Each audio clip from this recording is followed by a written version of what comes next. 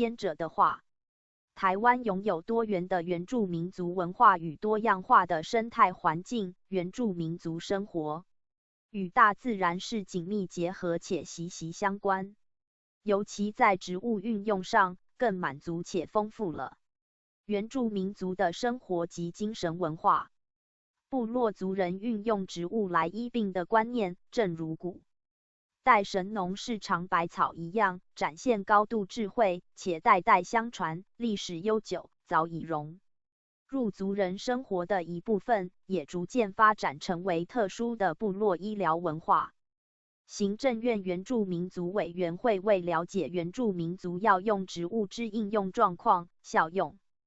及作为未来加值应用之基础，以善用原住民族传统资源及知识，结合部落生态观光资源，达创造产业经济，特委托本会执行编印台湾原住民族药用植物图鉴。台湾原住民族使用的药用植物种类甚多，如日人山田精致药用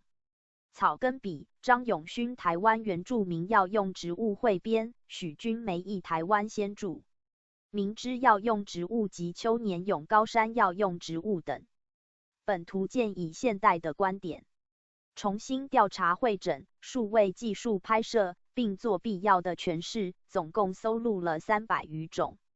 台湾原住民族药用植物，内容含中文名、原住民语、学名、科名、属名、俗名、英文名、科别、分布环境、药效斜线部位、使用族群及生态斜线性状描述等。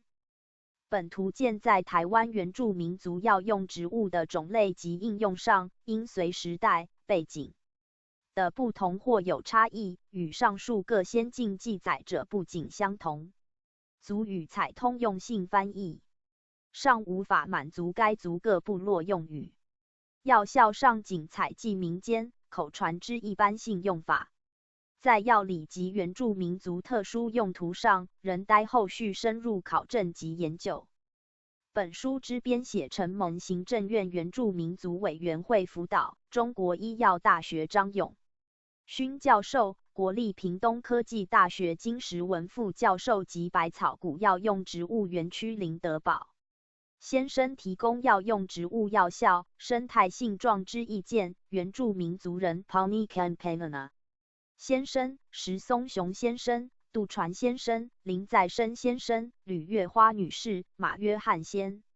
生、叶珠君女士及李宝珠女士等协助族语翻译，以及原住民族人朱荣进先生、方美珠女士、林武夫先生、柯大白先生、胡有元先生、林丽福女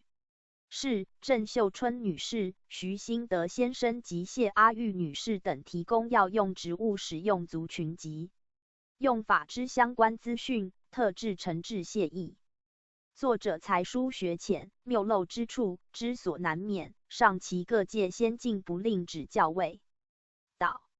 赖显松景志，中华民国97年12月2，台湾原